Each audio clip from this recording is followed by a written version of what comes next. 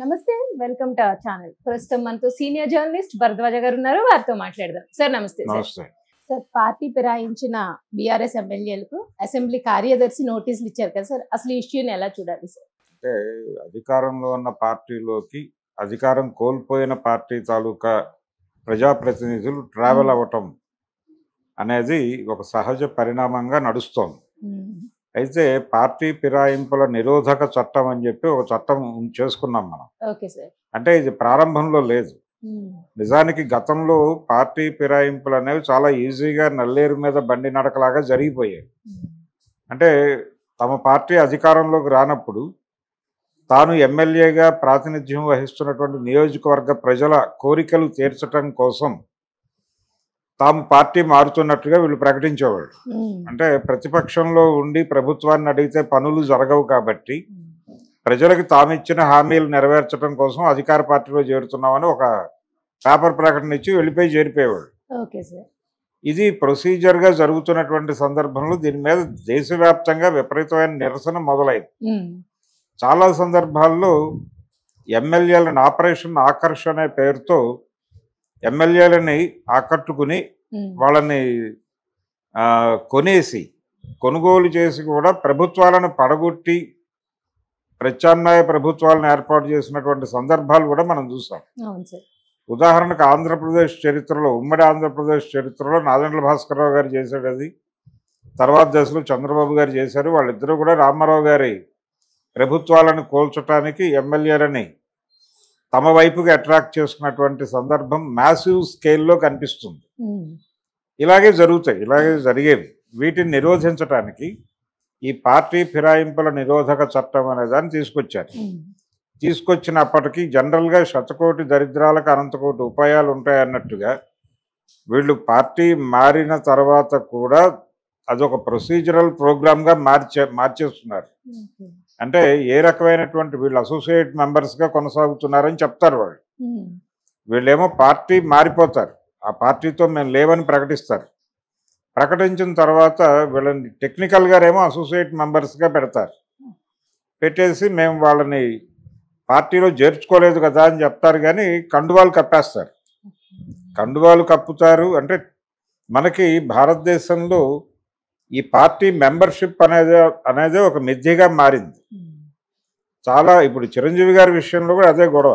ఆయన కాంగ్రెస్ పార్టీలో ఉండేవాడు, కాంగ్రెస్ పార్టీలో కేంద్ర మంత్రిగా ఉన్నాడు, రాజ్యసభ సభ్యుడిగా ఉన్నాడు. ఆ తర్వాత 2014 ఎన్నికల్లో ఆయన ప్రధానమైనటువంటి క్యాంపెయినర్గా ఉన్నాడు కాంగ్రెస్ పార్టీకి 2 తెలుగు రాష్ట్రాల్లో. ఆయన సడన్గా నేను రాజకీయాలు మానేసి సినిమాల్లోకి వెళ్ళిపోతున్నాను అని ఒక రోజు మాట్లాడి వెళ్ళిపోయాడు. ఆయన కాంగ్రెస్ పార్టీకి రిజైన్ చేస్తున్నట్టుగా ఎక్కడా లెటర్ లేదు. అది టెక్నికల్గా మనం అంటే ఇది వాంటెడ్గానే డెవలప్ చేశారు వాళ్ళు. అంటే వెళ్ళిపోయే వాళ్ళు రెసిగ్నేషన్ చేయరు, అలాగే వచ్చేవాళ్ళు సభ్యత్వం నమోదు అవుతుందో లేదో దాని మీద ప్రాపర్ ఇది ఉండదు. జస్ట్ కాంగ్రెస్తో ట్రావెల్ అవుతున్నారు, లేకపోతే బీఆర్ఎస్తో ట్రావెల్ అవుతున్నారు, లేదా టీడీపీతో ట్రావెల్ అవుతున్నారు అనేది ఎస్టాబ్లిష్ అవుతుంది. అయితే వీళ్ళని కోల్పోయినటువంటి పార్టీలు ఉంటాయి కదా, ఇప్పుడు బీఆర్ఎస్ ఎమ్మెల్యేలు 10 మంది ఇటువైపు వచ్చేసారు కాంగ్రెస్ పార్టీ. ఈ రావటం మీద వాళ్ళు కోర్టుని అప్రోచ్ అయ్యారు, హైకోర్టులో కేసేశారు. హైకోర్టు 4 నెలల్లో క్లారిఫికేషన్ కావాలని అడిగింది. ఈ 4 నెలల్లో ఏమీ జరగలేదు. జరగకపోయేసరికి వీళ్ళు సుప్రీంకోర్టుకి వెళ్ళారు.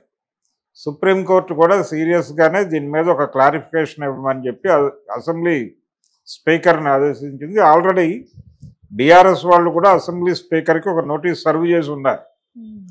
ఏంటి పరిస్థితి, పార్టీ ఫిరాయింపుల నిరోధక చట్టాన్ని ఉల్లంఘించి వీళ్ళందరూ మీ పార్టీలో చేరారు, కాంగ్రెస్ పార్టీలో చేరారు కాబట్టి వీళ్ళ మీద చర్యలు తీసుకొని వీళ్ళని అనర్హులుగా ప్రకటించి తిరిగి బై ఎలక్షన్ జరపాలా 10 నియోజకవర్గాల్లో అనేది డిమాండ్. కానీ ఇప్పుడు నోటీసులు ఇచ్చారు. ఏమనిచ్చారు? అసెంబ్లీ కార్యదర్శి ఇచ్చిన నోటీసులో ఏముందంటే, మీరు రాతపూర్వకమైనటువంటి వివరణ ఇవ్వండి అని అడిగారు వాళ్ళు. కోర్టుగా ఈ వివరణలు పంపిస్తారు. ఆ వివరణల్లో వాళ్ళు చాలా స్పష్టంగా మేము టెక్నికల్గా మెంబర్షిప్ తీసుకోలేదు, అసోసియేట్ మెంబర్స్గా కొనసాగుతున్నాం అని చెప్తారు. అంటే రాజకీయంగా మేము ఏ పార్టీ నుంచి గెలిచామో ఆ పార్టీ మీద మాకున్నటువంటి అభిప్రాయాలు మారినాయి ఒకటి. రెండోది పాత పాటే.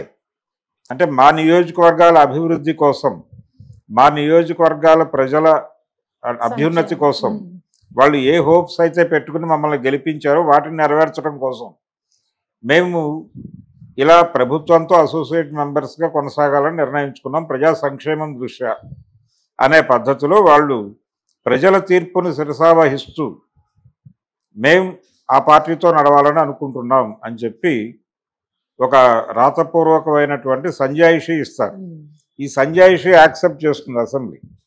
యాక్సెప్ట్ చేసిన తర్వాత అసెంబ్లీ యాక్సెప్టెడ్. రెండోది వీళ్ళు అసోసియేట్ మెంబర్స్, వీళ్ళకి అధికారికమైనటువంటి పార్టీ సభ్యత్వాలు పాడు ఉండవు కాబట్టి ఈ కేసును కొట్టేస్తుంది కోర్టు.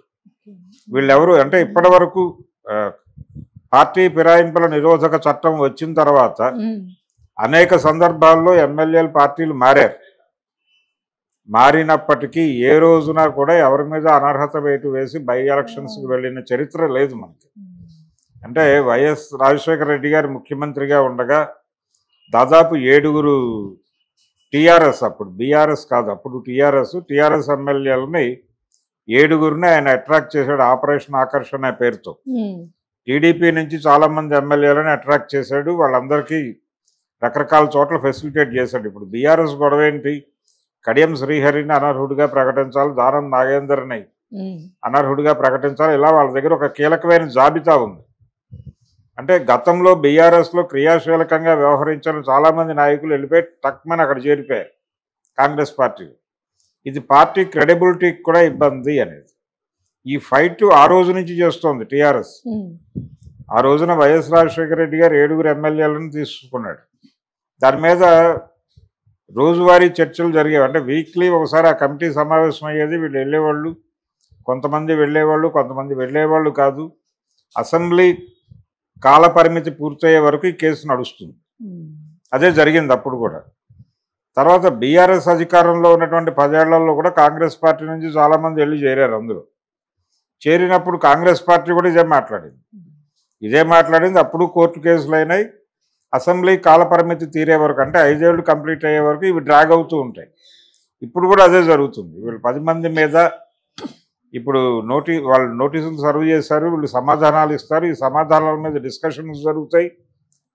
ఈ డిస్కషన్స్లో కౌంటర్ అవతల అభిప్రాయాలు స్వీకరిస్తారు.